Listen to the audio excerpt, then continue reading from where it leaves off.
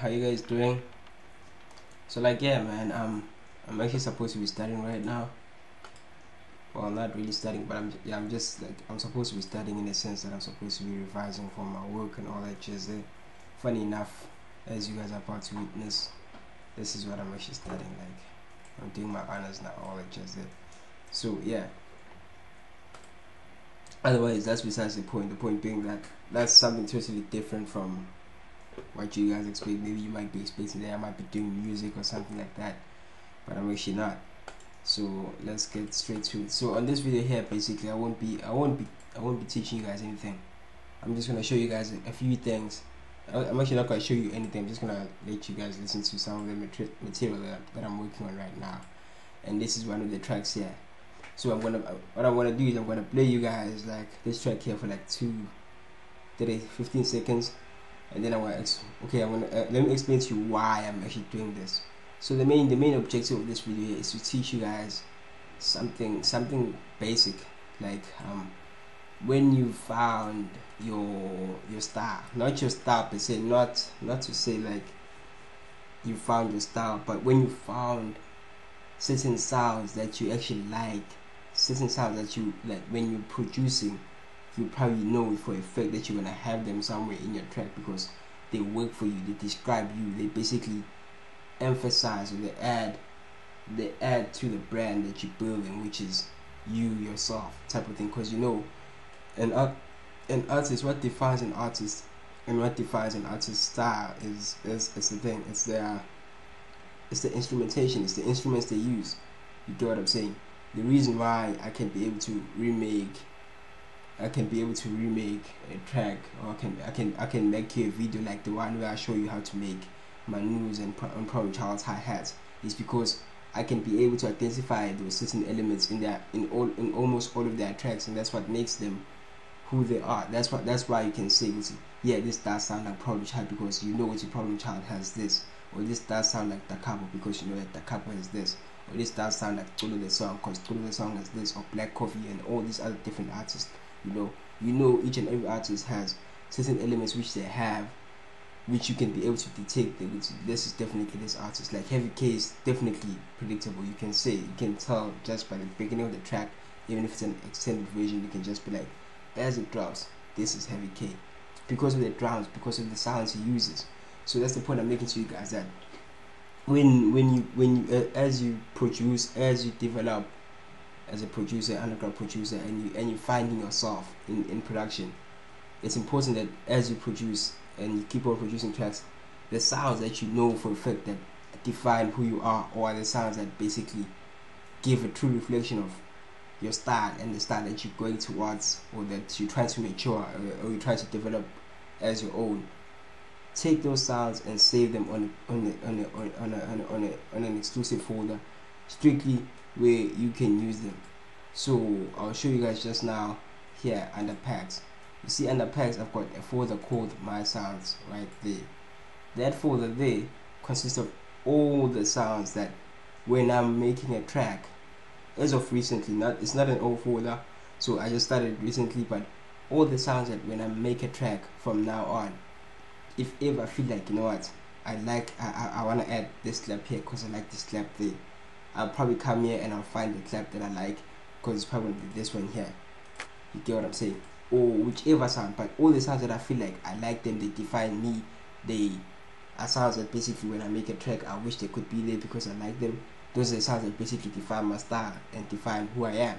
So those are the sounds that people eventually, when let's say I do make it big, and maybe somebody hears my track, they're gonna be able to say, hey, you know what, this is so and so's track, this is Tutu's track, because you can tell by this type of clap here, and you can tell by this and that, and all those things there. And basically what they'll be identifying these sounds here. So what am I saying to you is that your sound selection, your instrument selection, the sounds you use in your track, don't always be random. Don't always just randomize the sound and just select any sounds.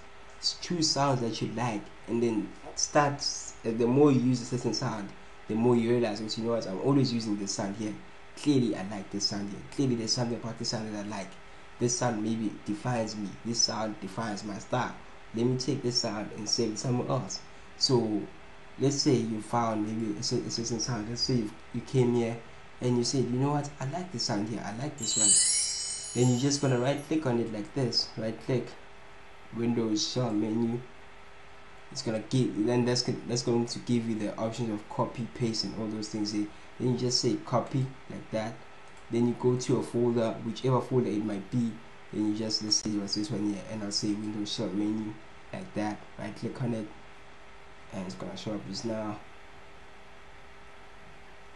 And then you can paste it there, and then it's gonna add to this, so you don't even have to go outside my computer and all those things there. So the moment you're making a track and you're in the process of making a track and you come across a sound that you actually like and you feel it's going to work for you, you want it to be part of your collection, you might not use it all the time, but because you liked it at that point in time, there's a very high chance you might want to use it again in the future. So save it as part of your sounds, and then the more you realize you're not using it anymore, delete it.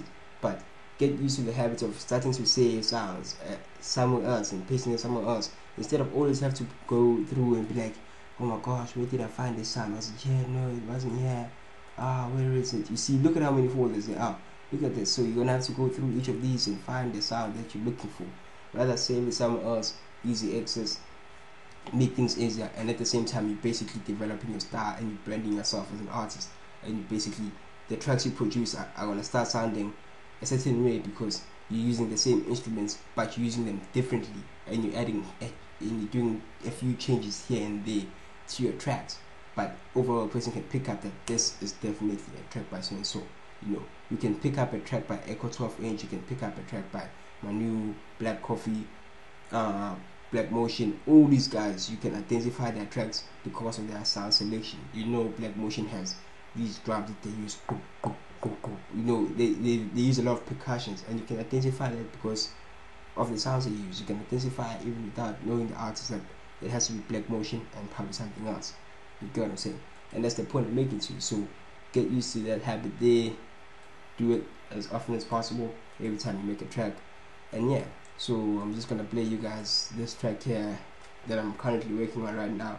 And basically with this track here, I actually used most of the sounds that are actually on my thing. So that's why I'm actually gonna play this track for you guys. So it's something like this. I'm still working on it actually.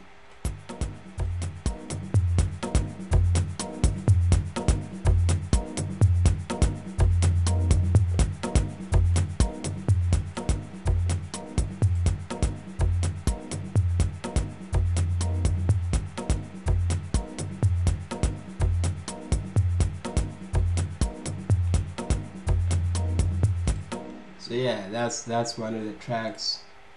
Let me do that. And then which one? Yeah, this was a remake that I had done for you guys, but I don't think I'm gonna upload it anymore. So let me try and check this one here. I actually got this idea of saving in dates of the date you started with, the day you started the track. Save the file with that date there from one of the guys on the page. And I feel like it's actually a good method because it lets you know which track is quite old and you need to finish it off quicker. And then you guys probably know this one as well. I posted the link on this, and then I'll point out certain things to you, like this hi-hat here.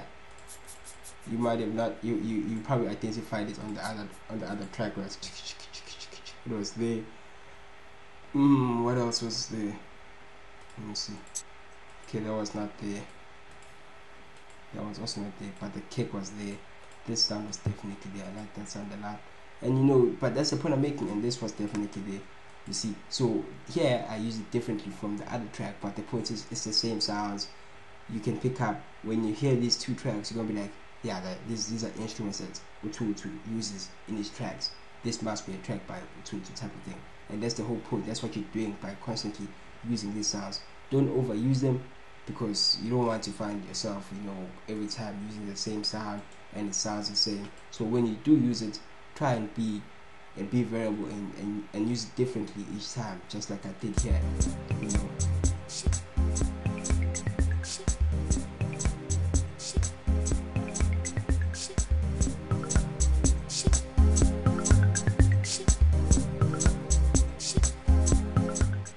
Otherwise, yeah, subscribe, like, comment, Facebook, Twitter, everything. Just, you know what, you know the drill, guys. Otherwise, yeah, it's been fun, man. Watch out for next video. Sharp Buffett.